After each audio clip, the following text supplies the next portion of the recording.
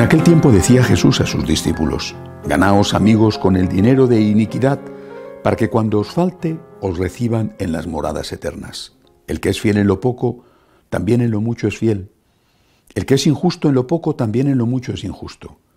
Pues si no fuisteis fieles en la riqueza injusta, ¿quién os confiará la verdadera? Si no fuisteis fieles en lo ajeno, lo vuestro, ¿quién os lo dará? Ningún siervo puede servir a dos señores, porque o bien aborrecerá a uno y amará al otro, o bien se dedicará al primero y no hará caso del segundo. No podéis servir a Dios y al dinero. Los fariseos, que eran amigos del dinero, estaban escuchando todo esto y se burlaban de él, y les dijo: vosotros os las dais de justos delante de los hombres, pero Dios conoce vuestros corazones, pues lo que es sublime entre los hombres es abominable ante Dios. Palabra del Señor.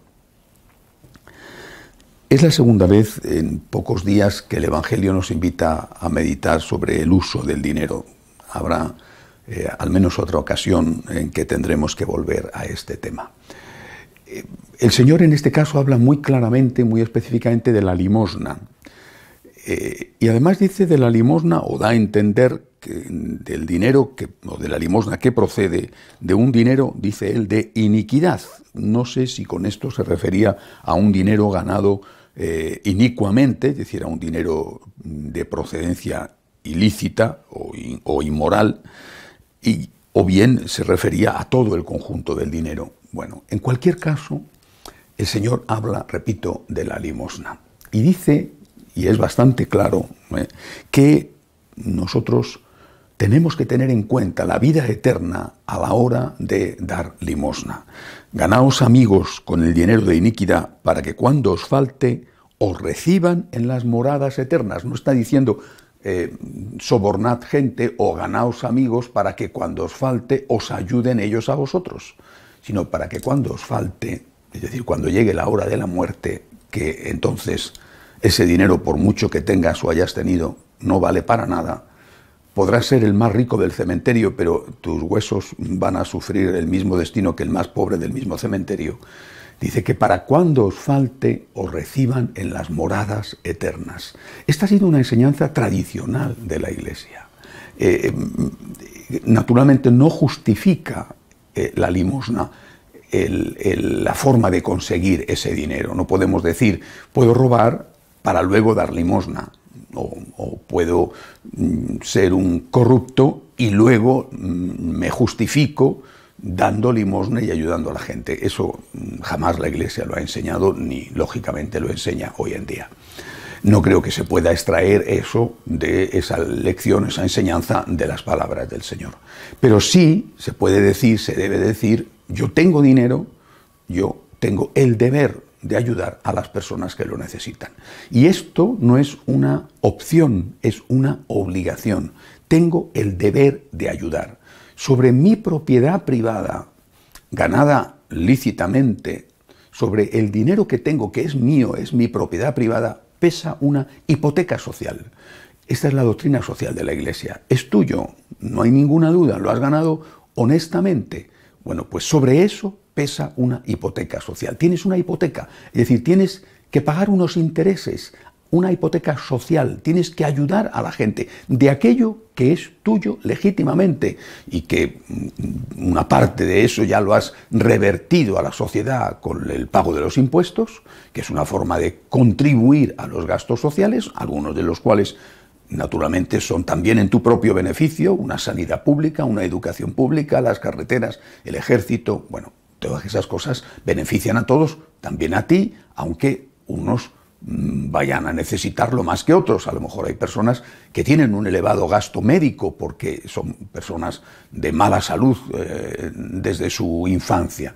Otras personas son robles, fuertes y prácticamente mueren sin haber ido nunca al médico. Bueno, pues unos han gastado más en una cosa, otros en otra. En cualquier caso, el pago de los impuestos es una forma de pagar esa hipoteca social, de revertir una parte de tus ganancias al bien común, del cual tú, repito, también te beneficias. Pero no es suficiente, no es suficiente, y por eso hay que apuntar de nuevo al tema del diezmo. No como una obligación, porque la Iglesia no establece esa obligación, pero sí como algo que debe de estar en nuestro horizonte si queremos que el Señor nos acoja, como Él dice, en las moradas celestiales. Pensar que podemos ir al cielo sin haber sido capaces de ser generosos con las personas necesitadas es no conocer las enseñanzas de Jesús, y yo por lo menos no quiero engañar a nadie. El Señor, con mucha claridad, además de este texto, dice que el día del juicio pondrá a unos a su izquierda y a otros a su derecha. Y dirá a los de su derecha: venid benditos de mi Padre, porque he tenido hambre y me habéis dado de comer. No dice porque he tenido hambre y me habéis dado unas palabras de aliento. No, he tenido hambre y me habéis dado de comer. Y a los otros les dice: id malditos de mi Padre, porque he tenido hambre y no me habéis dado de comer. Y no dice: he tenido hambre por culpa vuestra, porque me habéis robado. Por supuesto que a los que les han provocado el hambre les tratará con dureza, pero dice: he tenido hambre y no me habéis dado de comer. Por tanto, la limosna, el pago de esa hipoteca social sobre la legítima propiedad privada, es algo imprescindible. No digamos cuando esa propiedad privada no es legítima, es decir, cuando procede de algún tipo de ilegalidad. Tenemos el ejemplo de San Mateo. Cuando él se convierte siendo publicano, dice: si algo he robado, bueno, no dice he robado, dice si algo he robado, pone un condicional, que no sabemos si es un condicional retórico o era real. Si algo he robado, voy a devolver el doble de lo que he robado a las víctimas, porque se suponía que había habido un tiempo y unos intereses. Si algo he robado, voy a devolver el doble de lo que he robado. Es decir, si uno tiene un dinero que no es legítimo, lo que tiene que hacer es, en primer lugar, devolver lo robado, porque de lo contrario puedes decir: yo robo y me justifico dando limosna. No, lo primero que tienes que hacer es devolver lo robado, y de lo otro das limosna. Paga lo que debes y de lo otro das a las personas que necesitan ayuda. Y este fragmento tiene una frase que creo que merece la pena destacar. Cuando dice Jesús: el que es fiel en lo poco, también en lo mucho es fiel. Y el que es injusto en lo poco, también en lo mucho es infiel. Y termina diciendo: no podéis servir a Dios y al dinero.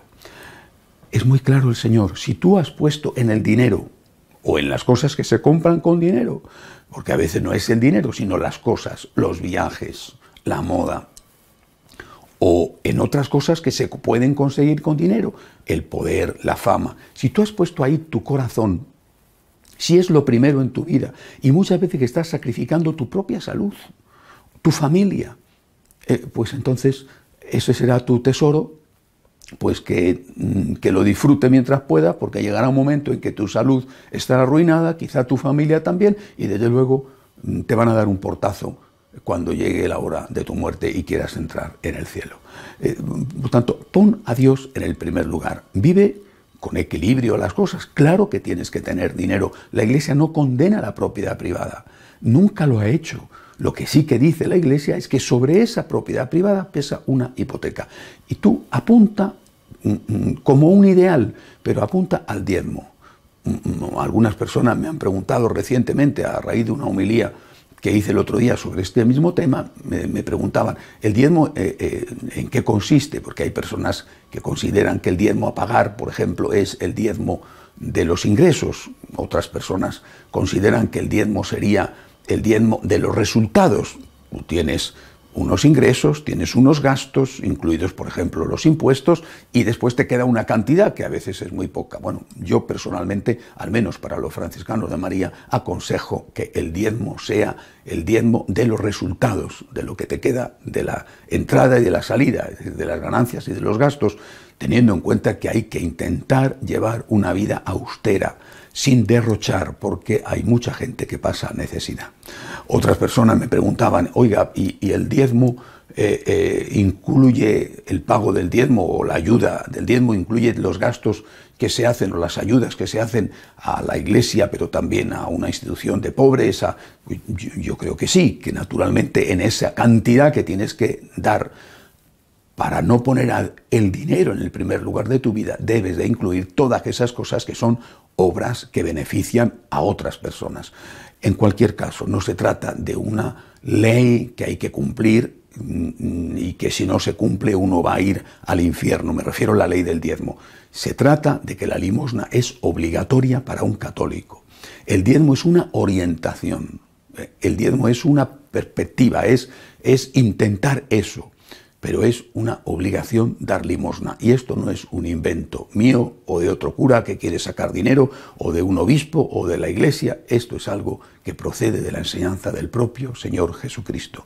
Haz dinero con el dinero, dice, da limosna con el dinero de iniquidad, dice el Señor, para que te reciban en las moradas celestiales, con mucho más motivo con el dinero que procede de las legítimas ganancias. Que así sea.